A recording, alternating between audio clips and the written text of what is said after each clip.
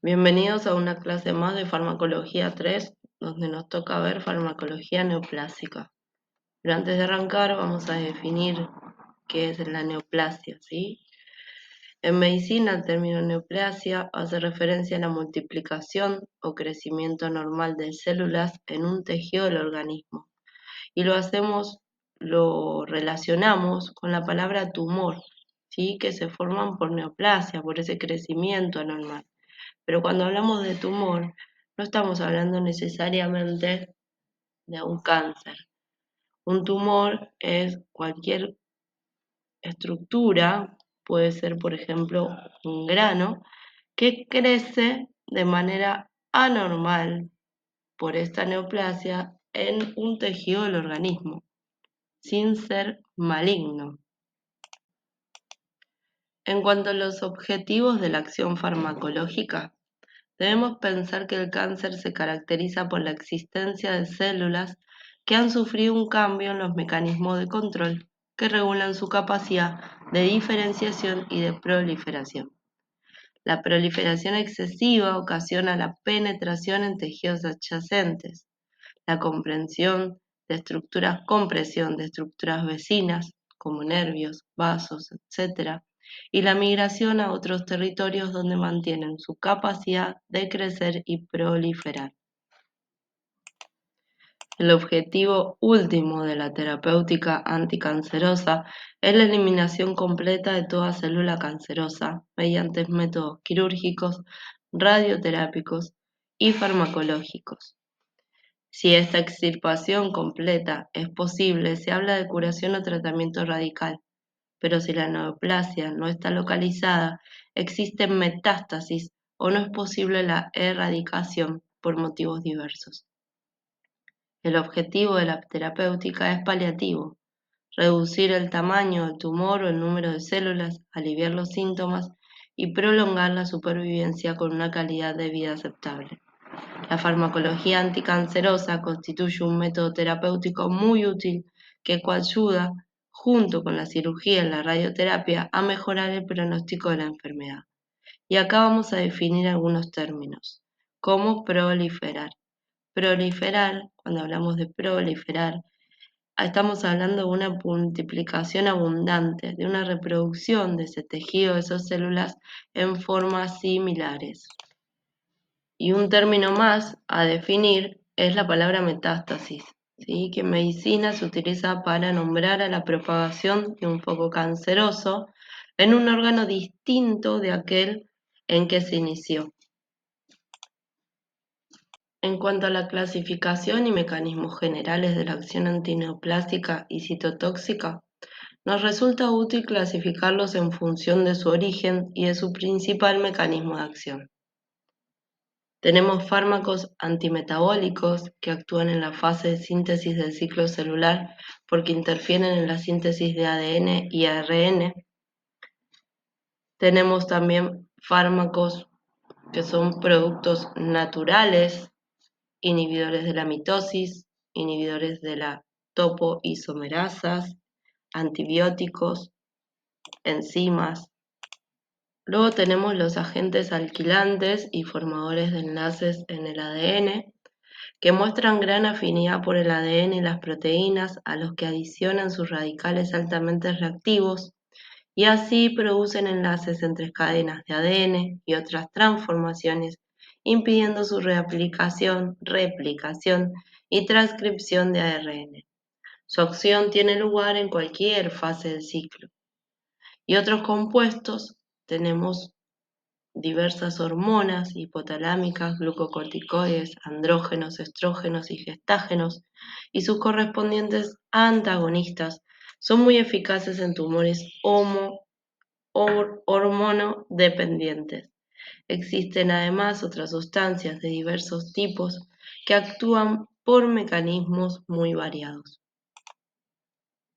En cuanto a los mecanismos generales, debemos saber que la acción de los actuales fármacos antineoplásicos se dirige en su totalidad a frenar la proliferación y o crecimiento de estas células cancerosas. Para ello actúa sobre la maquinaria reproductora de estas células, ya sea el ADN, el ARN o la división mitótica, si el objetivo primordial es inhibir la síntesis de proteínas. Cuando hablamos de división mitótica, de mitosis, ¿sí? Estamos hablando de la división de la célula en que va a multiplicar esa célula madre, su material genético, para producir células hijas, por ejemplo, dos células hijas, donde cada célula hija va a recibir una dotación, una herencia completa de cromosomas. Es decir, que la mitosis es el proceso por el cual una célula madre se divide para producir dos células hijas y cada célula hija recibe un conjunto completo de cromosomas de la célula madre. Este proceso le va a permitir al cuerpo crecer y reemplazar células. Las células hijas van a ser idénticas a la célula madre. No siempre la acción es única ni por un mecanismo único, sino que puede expresarse a varios niveles, en razón de la concentración a la que el fármaco se encuentre, o puede actuar por varios mecanismos. En cualquier caso, la especificidad por las células tumorales es escasa y ello ocasiona la abundante, frecuente y grave afectación de otros órganos y tejidos, dando así origen a una toxicidad que casi siempre limita las posibilidades de administrar la dosis total que teóricamente sería conveniente. Como es lógico, las células normales más afectadas son las que presentan mayor velocidad de división y crecimiento. En cualquier caso, la especificidad por las células tumorales es escasa y ello ocasiona la abundante, frecuente y grave afectación de otros órganos y tejidos, dando así origen a una toxicidad que casi siempre limita las posibilidades de administrar la dosis total que teóricamente sería conveniente. Las células normales más afectadas son las que presentan mayor velocidad de división y crecimiento. Las células blásticas de la médula ósea, las células gonadales y las de los diversos epitelios como mucosa, piel y órganos dérmicos como el folículo piloso y las uñas. Todas ellas son las células más afectadas. Junto a eso, existe una toxicidad que implica a determinados órganos con cierta especificidad. Los más frecuentes afectados son el pulmón, el hígado, el riñón y las estructuras nerviosas. La modificación estructural del genoma, provocada por los propios fármacos, puede originar otras formas de toxicidad cada vez más preocupantes, la mutagenicidad y la carcinogenicidad. A medida que la expectativa de vida aumenta al mejorar la sistemática de la administración, se incrementa la probabilidad de que ciertos antineoplásicos provoquen mutaciones génicas, algunos de los cuales significan una pérdida del control de crecimiento y diferenciación de células hasta entonces normales, originando así un nuevo tipo de tumor. Finalmente, muchos de los fármacos antineoplásicos alteran los mecanismos de división y procesamiento de las células implicadas en la inmunidad celular. De ahí que con frecuencia surja un estado de depresión inmunitaria en el que se facilita la aparición de infecciones por virus, hongos y bacterias. Los principales obstáculos para curar la enfermedad cancerosa es el desarrollo de resistencia a los fármacos por parte de las células neoplásicas. Es posible que desde el principio del tumor todas o una fracción de las células sean intrínsecamente resistentes, obviamente al fármaco que se aplica. A esto le llamamos resistencia de novo porque es desde el principio. Puede ocurrir en tal caso que el factor genético responsable de la resistencia sea transferido de las resistentes a las sensibles a lo largo de la vida del tumor. Para ello, es posible que las células inicialmente sensibles, puestas en contacto con el fármaco, desarrollen procesos de adaptación utilizando mecanismos de diversa naturaleza. La adquisición de resistencia no se desarrolla en las células normales, sino solo en las cancerosas. Es una propiedad que acompaña la existencia de un genoma mutable e inestable, como es el de las células que se han transformado en células cancerosas. Las toxicidades frecuentes de la quimioterapia afectan a los órganos con alta tasa de división, como la médula ósea, la mucosa del tracto gastrointestinal y los folículos pilosos.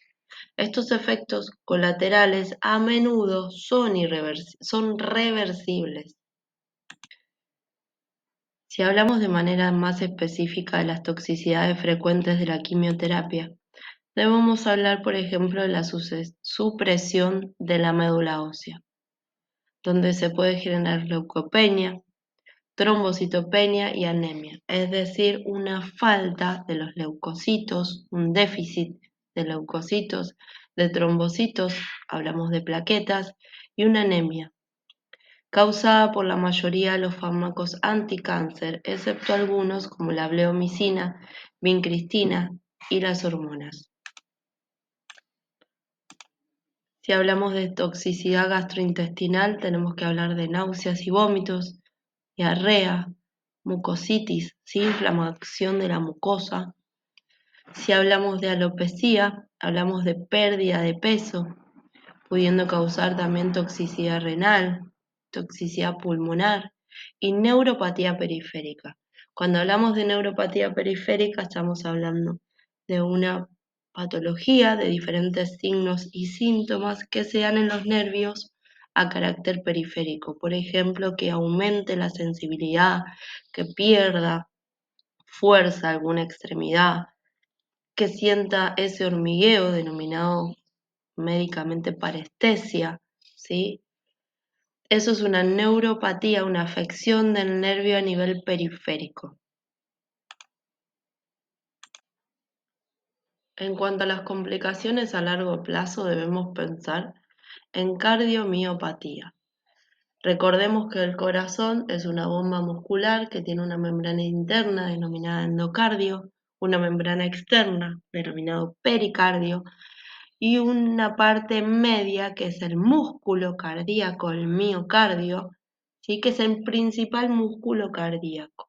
Ese es el músculo que se ve afectado a largo plazo y el que lógicamente al no poder actuar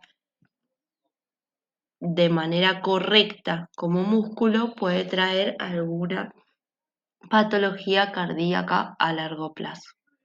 Leucemia es otra de las complicaciones y cuando hablamos de leucemia debemos saber que la OMS marca el término de leucemia como sangre blanca y se refiere a algunos tipos de cáncer de la sangre que comienzan en la médula ósea, que es el tejido blanco en el que se forman las células sanguíneas. Si tuviéramos que dar una definición, hablaríamos de enfermedad neoplásica, ¿sí? Oncológica, crecimiento excesivo de los órganos formadores de las células sanguíneas, caracterizada por la proliferación maligna, ¿sí? El crecimiento maligno de los leucocitos, ¿sí? Es un tipo de cáncer. Y por último, infertilidad, que es la incapacidad de poder generar descendencia. Hemos llegado al final de la última clase de esta cursada.